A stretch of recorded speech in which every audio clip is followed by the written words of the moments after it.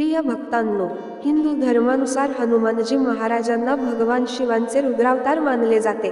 हनुमानजी महाराज हे श्रीरामांचे सर्वात मोठे भक्त आणि समर्पणाचे प्रतीक आहेत.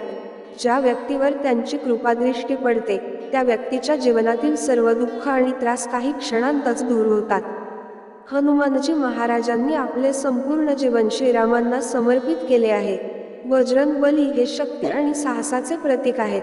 असे मानले जाते की जे भक्त हनुमानजींची नित्य भक्तिभावाने पूजा करतात, ते लवकरच त्यांना प्रसन्न करतात. याशिवाय जर तुम्हाला हनुमानजी महाराजांची असीम कृपा हवी असेल, तर आज आम्ही तुम्हाला जो मंत्र सांगणार आहोत, त्याचा 108 वेळा जप केवळ केल्यानेच तुमच्या कुटुंबावर किंवा मुलांवर कधीही कोणत्याही प्रकारचे संकट येणार नाही. या मंत्राचे प्रभाव मनोकामना पूर्ण होईल आणि इच्छित फळ मिळेल. मातापित्यांचे आणि मुलांचे आरोग्य नेहमीच चांगले राहील. घरातील सर्व वाद आणि कलह कायमचे नष्ट होतील. व्यवसाय आणि छोट्या मोठ्या उद्योगांमध्ये प्रगती होईल. हनुमानजी महाराज केवळ प्रसन्न होऊनच नाही, तर त्यांच्या भक्तांच्या सर्व मनोकामना पूर्ण करतात. हा मंत्र तुम्हाला फक्त आज 108 वेळा जपायचा आहे. जर काही कारणास्तव तुम्ही हा मंत्र 108 वेळा जप करू शकत नसाल, तर हा मंत्र घरात किंवा दुकानात मोबाईलवर वाजवून 108 वेळा ऐका. ओम नमो भगवते पंचवदनाय दक्षिणमुखे करालवदनाय नरसिंहाय सकलशत्रुसंहारणाय स्वाहा. ओम नमो भगवते पंचवदनाय दक्षिणमुखे करालवदनाय नारसिंहाय सकलशत्रुसंहारणाय स्वाहा. ओम नमो भगवते पंचवदनाय दक्षिणमुखे करालवदनाय नारसिंहाय सकलशत्रुसंहारणाय स्वाहा. ओम नमो भगवते पंचवदनाय दक्षिणमुखे करालवदनाय नरसिंहाय सकलशत्रुसंहारणाय स्वाहा. ओम नमो भगवते पंचवदनाय दक्षिणमुखे करालवदनाय नारसिंहाय सकलशत्रुसंहारणाय स्वाहा. ओम नमो भगवते पंचवदनाय दक्षिणमुखे करालवदनाय नारसिंहाय सकलशत्रुसंहारणाय स्वाहा. ओम नमो भगवते पंचवदनाय दक्षिणमुखे करालवदनाय नरसिंहाय सकलशत्रुसंहारणाय स्वाहा. ओम नमो भगवते पंचवदनाय दक्षिणमुखे करालवदनाय नारसिंहाय सकलशत्रुसंहारणाय स्वाहा. ओम नमो भगवते पंचवदनाय दक्षिणमुखे करालवदनाय नारसिंहाय सकलशत्रुसंहारणाय स्वाहा. ओम नमो भगवते पंचवदनाय दक्षिणमुखे करालवदनाय नरसिंहाय सकलशत्रुसंहारणाय स्वाहा. ओम नमो भगवते पंचवदनाय दक्षिणमुखे करालवदनाय नारसिंहाय सकलशत्रुसंहारणाय स्वाहा. ओम नमो भगवते पंचवदनाय दक्षिणमुखे करालवदनाय नारसिंहाय सकलशत्रुसंहारणाय स्वाहा। ॐ नमो भगवते पंचवदनाय दक्षिणमुखे करालवदनाय नरसिंहाय सकलशत्रुसंहारणाय स्वाहा।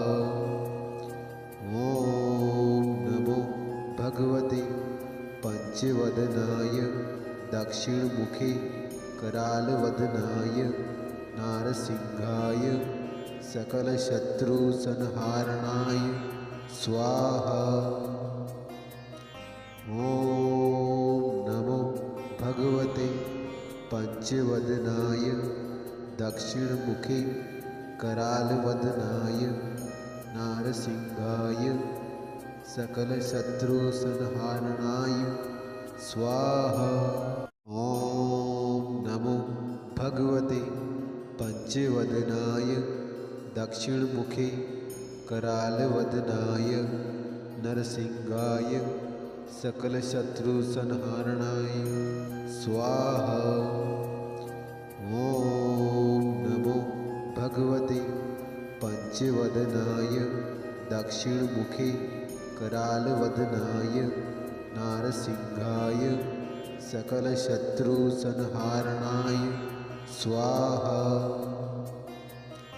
ॐ नमो भगवते पंचवदनाय दक्षिणमुखे करालवदनाय नारसिंहाय सकलशत्रुसंहारणाय स्वाहा। ॐ नमो भगवते पंचवदनाय दक्षिणमुखे करालवदनाय नरसिंहाय सकलशत्रुसंहारणाय स्वाहा। ॐ नमो भगवते पंचवदनाय दक्षिणमुखे करालवदनाय नारसिंहाय सकलशत्रुसंहारणाय स्वाहा। ॐ नमो भगवते पंचवदनाय दक्षिणमुखे करालवदनाय नारसिंहाय सकलशत्रुसंहारणाय स्वाहा। ॐ नमो भगवते पंचवदनाय दक्षिणमुखे करालवदनाय नरसिंहाय सकलशत्रुसंहारणाय स्वाहा। ॐ नमो भगवते पंचवदनाय दक्षिणमुखे करालवदनाय नारसिंहाय सकलशत्रुसंहारणाय स्वाहा। ॐ नमो भगवते पंचवदनाय दक्षिणमुखे करालवदनाय नारसिंहाय सकलशत्रुसंहारणाय स्वाहा। ॐ नमो भगवते पंचवदनाय दक्षिणमुखे करालवदनाय नरसिंहाय सकलशत्रुसंहारणाय स्वाहा। ॐ नमो भगवते पंचवदनाय दक्षिणमुखे करालवदनाय नारसिंहाय सकलशत्रुसंहारणाय स्वाहा। ॐ नमो भगवते पंचवदनाय दक्षिणमुखे करालवदनाय नारसिंहाय सकलशत्रुसंहारणाय स्वाहा। ॐ नमो भगवते पंचवदनाय दक्षिणमुखे करालवदनाय नरसिंहाय सकलशत्रुसंहारणाय स्वाहा। ॐ नमो भगवते पंचवदनाय दक्षिणमुखे करालवदनाय नारसिंहाय सकलशत्रुसंहारणाय स्वाहा। ॐ नमो भगवते पंचवदनाय दक्षिणमुखे करालवदनाय नारसिंहाय सकलशत्रुसंहारणाय स्वाहा। ॐ नमो भगवते पंचवदनाय दक्षिणमुखे करालवदनाय नरसिंहाय सकलशत्रुसंहारणाय स्वाहा। ॐ नमो भगवते पंचवदनाय दक्षिणमुखे करालवदनाय नारसिंहाय सकलशत्रुसंहारणाय स्वाहा। ॐ नमो भगवते पंचवदनाय दक्षिणमुखे करालवदनाय नारसिंहाय सकलशत्रुसंहारणाय स्वाहा।